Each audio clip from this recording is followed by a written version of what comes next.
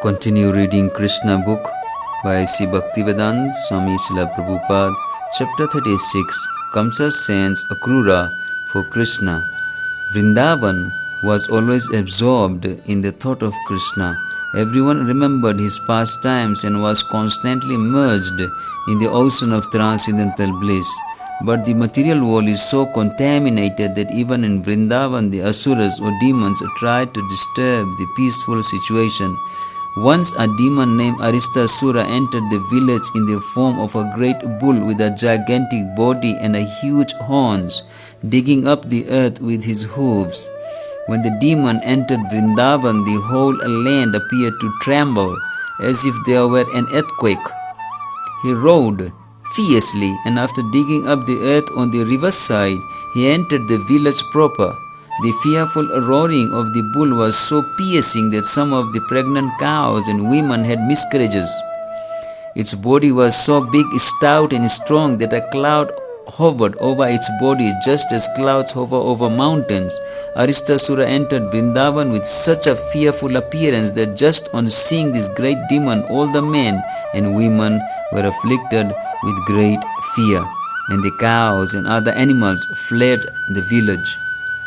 The situation became very terrible, and all the inhabitants of Vrindavan began to cry, "Krishna, Krishna, please save us." Krishna saw that the cows were running away, and he immediately replied, "Don't be afraid, don't be afraid." He then appeared before Aristasura and said, "You lowest of living entities, why are you frightening the inhabitants of Gokula? What will you gain by this action? If you have come to challenge my authority, then I am prepared to fight you." In this way, Krishna challenged the demon, and the demon became very angry by the words of Krishna. Krishna stood before the bull, resting his hand on the shoulder of a friend. Then bull proceeded toward Krishna in anger, digging the earth with his hooves. Aristasura lifted his tail, and it appeared that the clouds were hovering about the tail. His eyes were reddish and moving in anger. Pointing his horns at Krishna, he charged him just like the thunderbolt of Indra. But Krishna immediately caught his horns and tossed him away, just as a gigantic elephant repels a small inimical elephant. Although the demon was perspiring and appeared very tired, he took courage and got up. Again he charged Krishna with great force and anger. While rushing toward Krishna, he breathed very heavily. Krishna again caught his horns and immediately threw him to the ground, breaking his horns. Krishna then began to kick his body, just as one squeezes a wet cloth on the ground. Being thus kicked by Krishna, Aristasura rolled over and began to move his legs violently. Bleeding from the mouth and passing stool and urine, his eyes starting from their sockets, he passed to the kingdom of death. The demigods in the celestial planets showered flowers on Krishna for his wonderful achievements.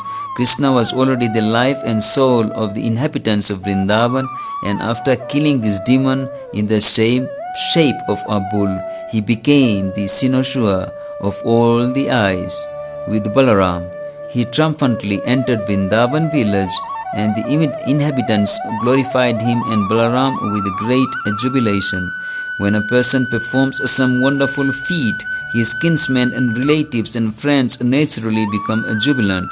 It was after this incident that the great sage Narad disclosed to Kamsa the secret of Krishna. Narad Muni is generally known as Devadarshana, which means that he can be seen only by demigods or persons on the same level with the demigods.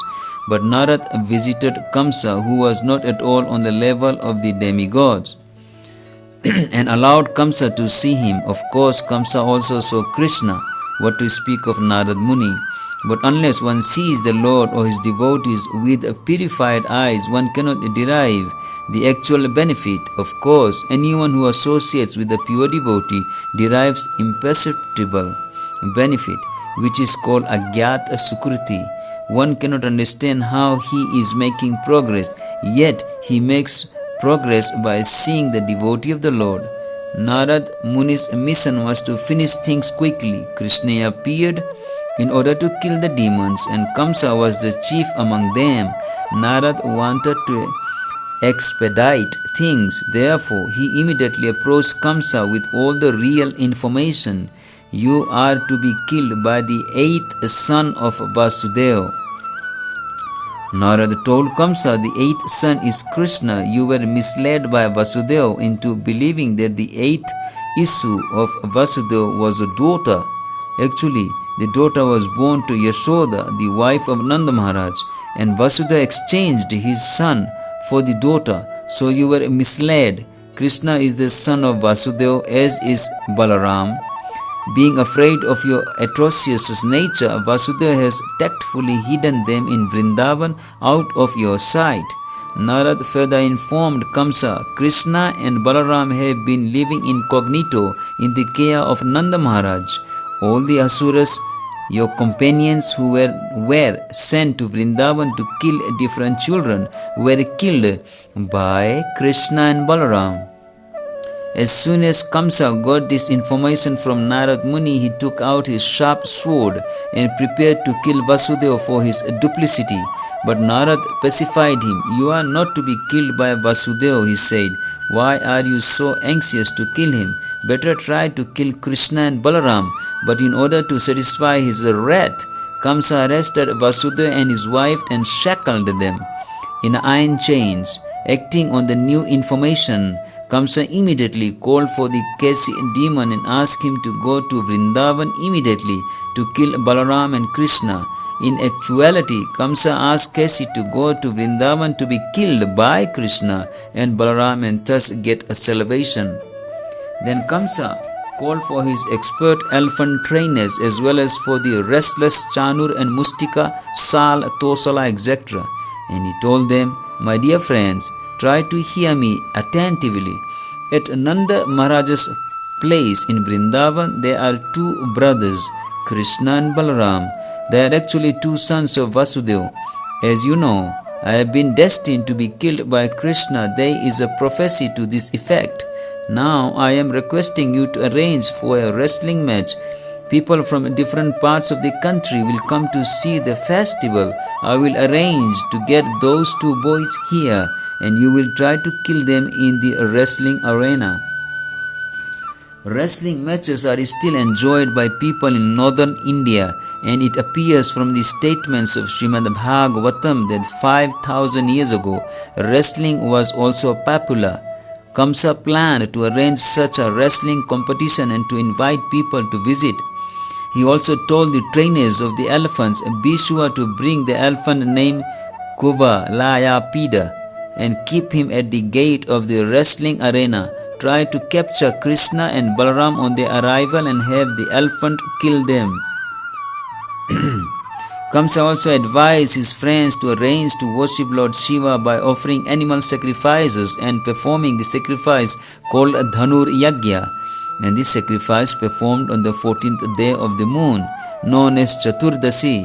This date falls 3 days after Ekadasi, and it is set aside for the worship of Lord Shiva. One of the plenary portions of Lord Shiva is called Kala Bhairava.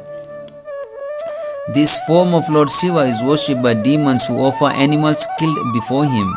This process is still current in India in a place called Vaidyanath Dhama, where demons offer animal sacrifices to the deity of Kal Bhairava. Kamsa belonged to the demoniac group. He was also an expert diplomat, and so he quickly arranged for his demon friends to try to kill Krishna and Balaram. He then called for Akrura, one of the descendants of the family in Yadu, in which Krishna was born as the son of Vasudeva. When Akrura came to see Kamsa, Kamsa very politely shook hands with him and said, My dear Akrura, actually I have no better friend than you in the Bhoja and Yadu dynasties. You are the most munificent person, so as a friend, I am begging charity from you. Actually, I have taken shelter of you, exactly as King Indra takes shelter of Lord Vishnu. I request you to go immediately to Vrindavan and find the two boys named Krishna and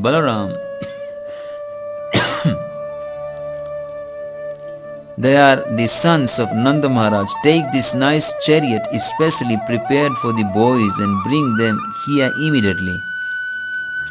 That is my request to you.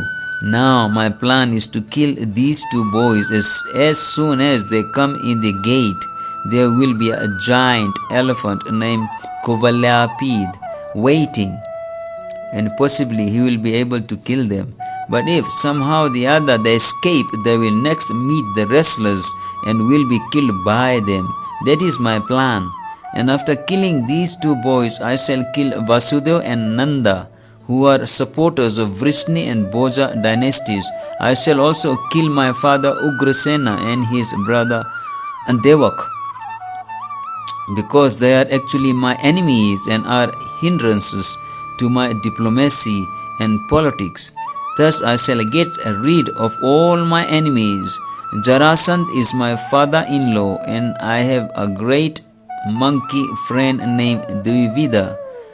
With their help, it will be easy to kill all the kings on the surface of the earth who support the demigods. This is my plan. In this way I shall be free from all opposition, and it will be very pleasant to rule the world without obstruction. You may know also that Sambara, Narakasura and Banasura are my intimate friends, and when I begin this war against the kings who support the demigods, they will help me considerably. Surely I shall be rid of all my enemies.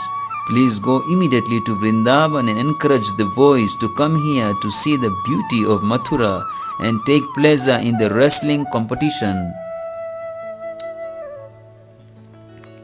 After hearing this plan of Kamsa's, Akrura replied, My dear king, your plan is very excellently made to counteract the hindrances to your diplomatic activities, but you should maintain equilibrium, for the result of your activities may be fruitful or may not be fruitful. After all, man proposes, God disposes. We may make very great plans, but unless they are sanctioned by the supreme authority, they will fail. Everyone in this material world knows that the supernatural powers is the ultimate disposer of everything. One may make a great plan with his fertile brain, but he must know that he will be subjected to the fruits, misery and happiness.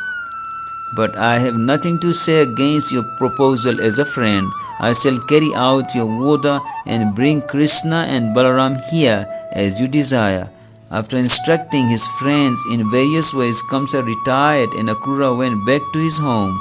Thus ends the Bhaktivedanta purport of the 36th chapter of Krishna. Kamsa sends Akrura for Krishna. Hare Krishna.